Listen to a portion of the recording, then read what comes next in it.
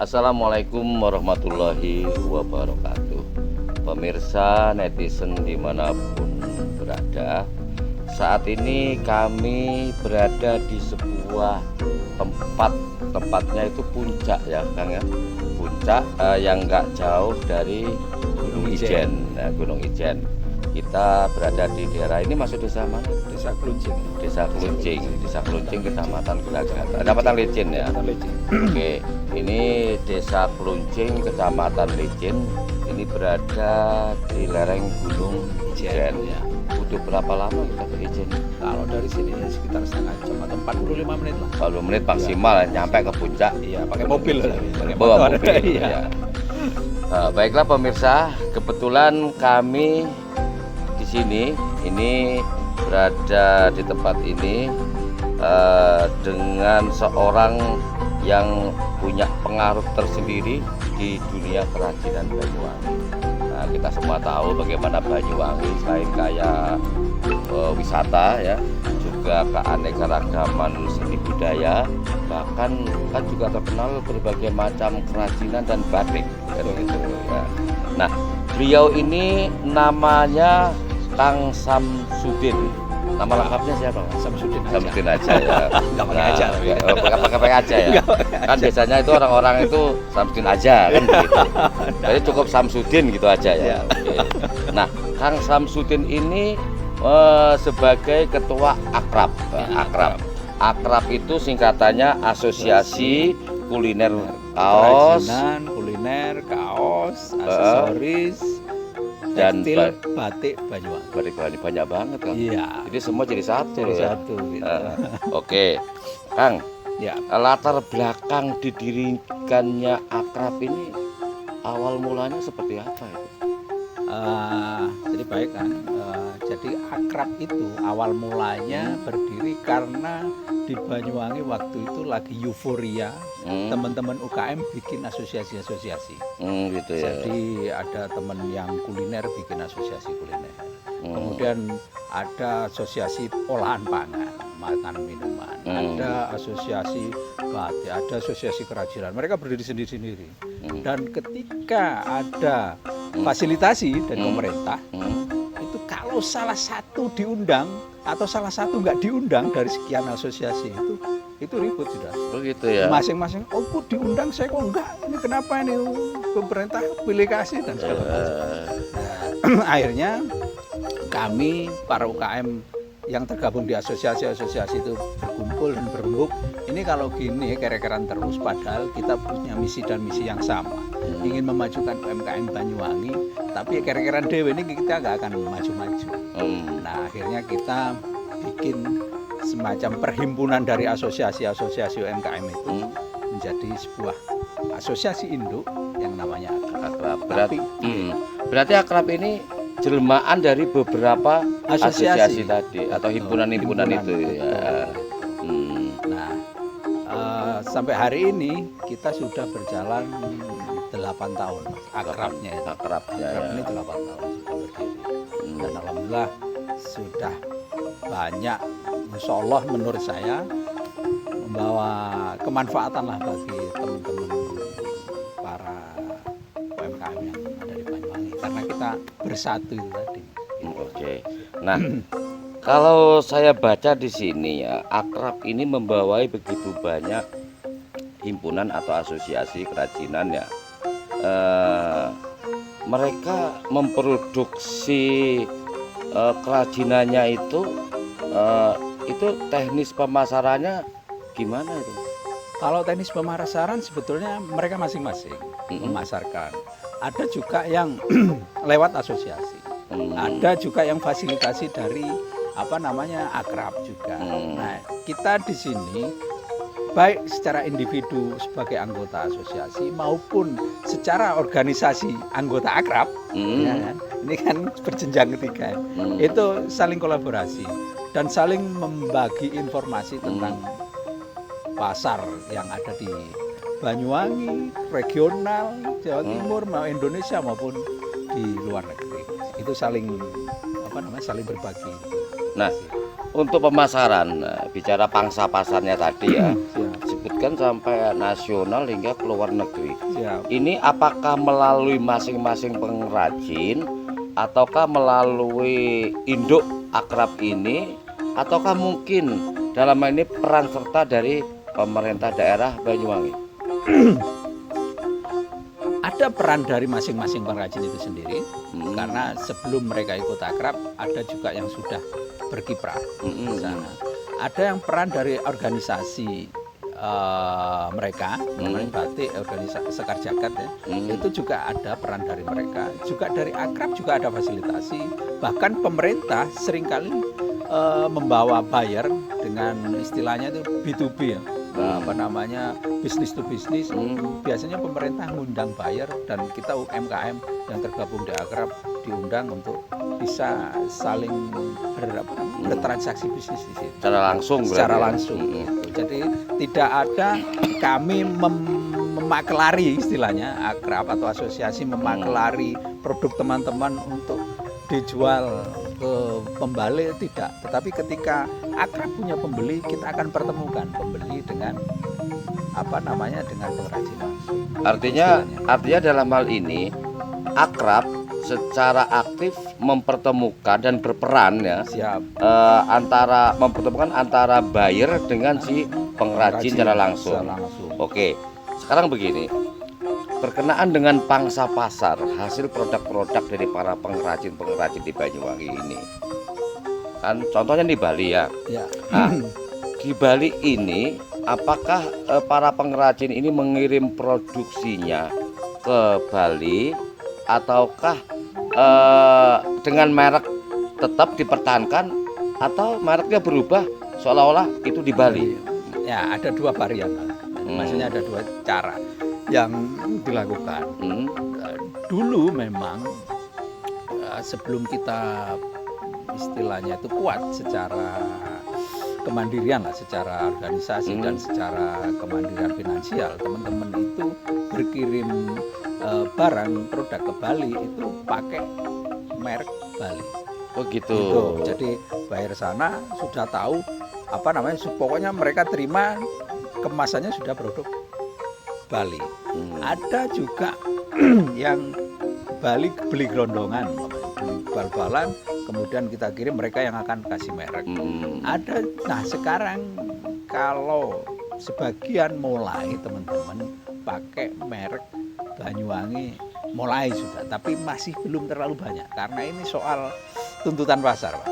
Ketika produk kita dikirim ke Bali dengan merek kita itu non sewu dalam tanda kutip masih kurang diminati oleh pasar. Dengan produk yang sama tapi mereknya Bali itu akan lebih diminati pasar. Itu ya? Persoalannya. Oh berarti gitu. Ini berarti trademarknya ini Bali lebih menjual ya, daripada gitu. Langsung pada Banyuwangi. Walaupun sebenarnya produk-produk itu murni dari teman-teman di Banyuwangi begitu ya. Betul. Oke. Terus ini ketika kita bicara masalah pangsa pasar kembali, ini merek seperti disebut tadi kan sangat-sangat mempengaruhi ya, sangat mempengaruhi. Kira-kira dari Indonesia ini dari wilayah mana saja yang paling berminat dengan hasil kerajinan di Banyuwangi? Begitupun dari luar negeri, dari mancanegara. Kalau pengalaman kita selama ini memang yang kebanyakan produk kita itu kebanyakan larinya ke Bali. Oh Bali. Bali ya. Itu udah dominan. Ada sedikit Jogja. Nah, jangan salah, Jogja itu sebagian juga banyak dari produk-produk kita kerajinan ya. Iya, produk kerajinan kayu terutama ya. Itu juga dari Banyuwangi. Terus sebagian kecil juga ke Jakarta. Kalau itu yang regional, nasional, nasional. Kalau Papua, Kalimantan, Papua itu produk tekstil, batik terutama. Oh, gitu. Itu dari kita, dari Banyuwangi. Dari Banyuwangi ya. Kalau yang luar negeri, kita harus akui bahwa pintu masuk, walaupun itu ke Amerika, ya Hawaii, terus Guadalajara, ini susah-susah jelas Guadalajara aja itu, dan ada juga yang ke Belgia, itu pintu masuknya memang harus kita akui bahwa pintu masuknya masih lewat Bali, Pak. Dan tapi untungnya sekarang sudah langsung buyer. Kalau dulu masih sudah pintunya Bali, brokernya juga harus lewat broker Bali. Kalau sekarang ini alhamdulillah sudah direct, tetapi pintu masuknya lewat Bali. Karena dari sisi shippingnya, pengirimannya itu lebih mudah di Bali daripada di Banyuwangi atau Jawa Timur ya. Jawa Timur. Kalau lewat Surabaya itu kayaknya orang-orang lebih suka lewat Bali. Terus ini, kira-kira dari bentuk atau hasil pengrajin itu apa yang paling menjadi favorit itu bagi pangsa pasar itu? Kalau sekarang kalau yang tekstil itu sampai hari ini itu sarung pantai. Oh, sarung pantai kalau yang tekstil. Berarti batik. Iya, batik. Itu sarung pantai. Itu ke Belgia. Hari ini kayaknya yang di Senepo sana ada teman Satrio Batik itu kirim 16.000 lembar per bulan. Per bulan. Ya, dimulai ke Belgia. Dimulai itu transaksinya baru sekitar bulan kemarin. Sekarang pengiriman pertama besok pengiriman pertama. Dan itu ada kontrak untuk tiap bulan 16.000. Itu langsung dari buyer kepada langsung pembeli, pengrajin ya. Jadi tidak lagi lewat broker Bali. Kemudian juga kayu dan parfum mobil. Nah, itu juga kirim ke Gualada Jara itu. Produk-produk Banyuwangi juga. Itu tampong. Itu ke Jaya yang ke sana. Langsung ya. Terus kalau yang lain, kalau makanan minuman memang masih belum bisa tembus. Hanya ada sempat ke Singapura, itu yang temulawak. Tapi saya kurang ngikuti kemarin, tapi yang alhamdulillah sudah. Artinya gini ya, produk dari teman-teman pengrajin ini dengan berbagai ragam itu masing-masing punya pangsa pasar sendiri-sendiri gitu ya. Oke, Kang Sam, tadi disebutkan luar biasa teman-teman dari pengrajin mendapatkan sebuah apresiasi dari pangsa pasar luar negeri ya, selain nasional. Nah, kita ingat bahwa peninggalan sejarah ini telah memberikan pencatatan ada kurang lebih 20 motif batik. Salah satunya adalah yang identik dengan batik Gajah Uling ya. Padahal itu salah satu dari motif peninggalan sejarah. Nah, ini kan sekarang udah banyak teman-teman mengembangkan motif-motif lain ya. Nah, sekarang dari sekian banyak motif baik peninggalan sejarah maupun pengembangan dari teman pengrajin, motif mana yang paling diminati oleh pangsa pasar itu, baik dari Indonesia maupun dari luar negeri? Siap. Jadi Banyuwangi itu batiknya sampai hari ini masih identik dengan Gajah Uling. Jadi walaupun kata jenengan tadi ada 20 motif peninggalan leluhur ya, sejarah itu tidak bisa mengalahkan atau tidak bisa menggeser batik Gajah Uling yang menjadi ikon Banyuwangi sampai Banyuwangi. Berarti bicara batik Banyuwangi adalah langsung Gajah Uling itu. Ketika ada malah beberapa orang dari wisatawan lah ya, dari walaupun lokal itu bicaranya ketika ngomong batik, Pak, saya mau cari batik Gajah Uling. Itu langsung sudah tertuju. Kita tawari, Bu, Banyuwangi itu punya A, B, C, D ini. Oh enggak, saya Gajah Uling aja. Tetap, itu selalu. Tetap ya. Atau kalau tidak, kalau umpamanya ini Belarak Sempal gitu ya.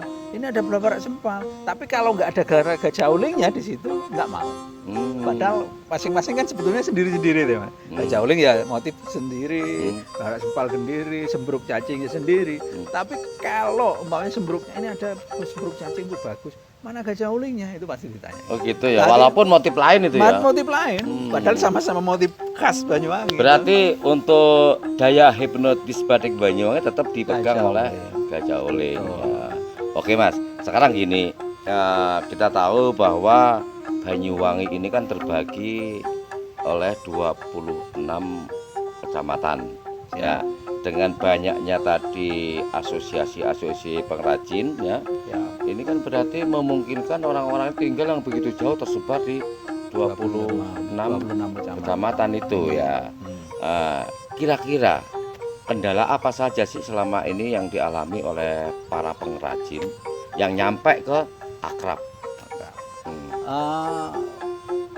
Sebetulnya kalau soal informasi kayaknya.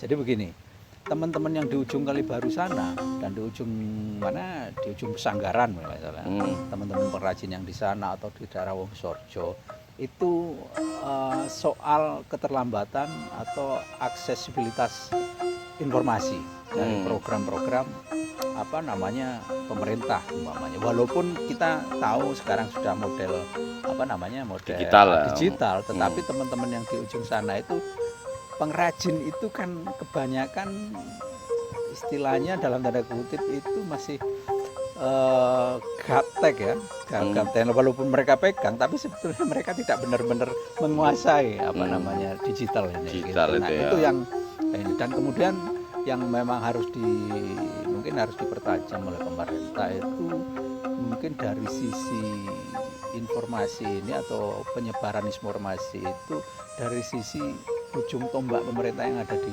desa-desa itu. Kayaknya kecamatan dan desa ya. Jadi untuk informasi ke penduduk atau masyarakat sekitar yang berkaitan dengan kerajinan atau olahan pangan yang itu harus nyampe itu susah nyampe. Oh gitu ya. Justru fungsi akrab lah yang berusaha masuk untuk mengisi kekosongan informasi yang dari mereka gitu. Saya juga heran itu gimana teman-teman kepala desa atau Pak Camat ini mungkin sebagai kritik ya, mohon maaf, itu kurang aktif lah menurut saya. Kurang proaktif untuk soal pembinaan UMKM di daerah masing-masing, terutama yang ujung-ujung itu ya. Yang jauh dari kota ya. Betul. Oke Mas atau Kang Sam Sudin ya. Panggilannya Kang Sam ya. Siap. Kita sebelum lanjut kita minum dulu. Siap. Ini ada cangkir kopi, hawanya di sini kan dingin gitu.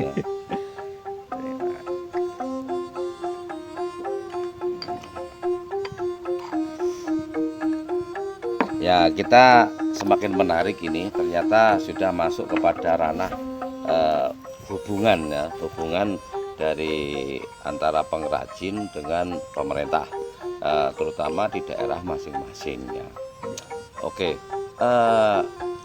mengingat ini begitu luasnya Kabupaten Banyuwangi yang terbagi 26 kecamatan, kira-kira ya untuk memudahkan baik koordinasi maupun konsolidasi dengan pelibatan pemerintah Kabupaten Banyuwangi siki mulai camat sampai kepada desa-desa masing-masing, perlu nggak sih kira-kira dari 26 kecamatan ini didirikan sebuah rumah kreatif?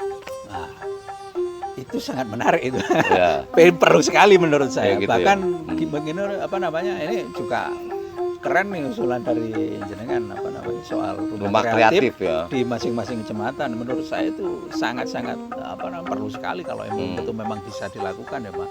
Kan kita tahu juga kecamatan itu kantor kecamatan biasanya berlebih tuh ruangan ya. Ruangan-ruangan di kecamatan ada yang kosong ada banyak kosong kayaknya itu. Mungkin itu bisa dimanfaatkan untuk jadi rumah kreatif atau yang bisa membantu para UMKM untuk bisa lebih maju baik dari sisi kemasan, baik dari sisi perizinan mungkin dari rumah kreatif itu informasi-informasi apapun bisa dilakukan di sana seperti rumah kreatif yang ada di Banyuwangi itu kan informasi maupun membangun image sebuah produk itu di rumah kreatif di Banyuwangi ini. Kalau itu bisa diadopsi di masing-masing kecamatan ini akan lebih keren. Bahkan mungkin saya lebih usul lagi di masing-masing kecamatan itu entah itu nanti bentuknya BUMD atau ada swasta yang mau bikin semacam minimarket tapi yang isinya 100% atau katakanlah 50-50 50% produknya UMKM setempat. Kalau bisa supaya UMKM setempat punya akses pemasaran yang lebih lebih dekat dengan mereka. Lebih pasti juga ya. Juga, oke. Nah, jika memang ini menarik bagi akrab jenengan kan selaku ketua akrab ya, Siap. yang membawai sekian banyak asosiasi ataupun himpunan para pengrajin. Nah, selama ini ya seperti disebutkan tadi bahwa buyer itu kan sulit juga langsung ketemu dengan pengrajin, Pengrajin, sulit betul, juga. betul. Sementara pemerintah daerah kurang bisa mengakomodasi kebutuhan-kebutuhan ini. Nah, Betul, ya. jika misalnya nih Iya. rumah kreatif ini terbentuk di masing-masing kecamatan, bayangin 26 kecamatan mewakili dari masing-masing pengrajin yang berada di daerah tersebut. Sekarang pertanyaannya begini, untuk memudahkan buyer atau mungkin dari pihak akrab dan pemerintah daerah untuk melakukan deteksi atau konsolidasi, bisa nggak rumah kreatif ini dijadikan sebagai semacam art shop center di masing-masing kecamatan, sehingga masyarakat setempat ataupun kebetulan nih misalnya ada wisatawan domestik, pas posisi ada di daerah Pulau Merah, Pulau Merah, di mana sih ada art shop centernya Raden Banyuwangi ini, kan tinggal nunjuk satu arah satu jalan dengan kantor kecamatan. Kalau memang itu memungkinkan nggak itu kira-kira? Memungkinkan saya pikir, karena di masing-masing kita ini di masing-masing kecamatan itu potensi produk UMKM itu sangat banyak sekali. Cuman memang ya itu tadi kendalanya soal akses pasar, kemudian soal akses pembangunan produk dalam artian kemasan dan mutu kualitas produk. Nah itu bisa kan kalau ada rumah kreatif di situ, nah di situ kan bisa jadi jalan keluar buat teman-teman UMKM. Jadi insya Allah sangat memungkinkan. Oh gitu ya. Baik, Mas. Tadi disebutkan juga bahwa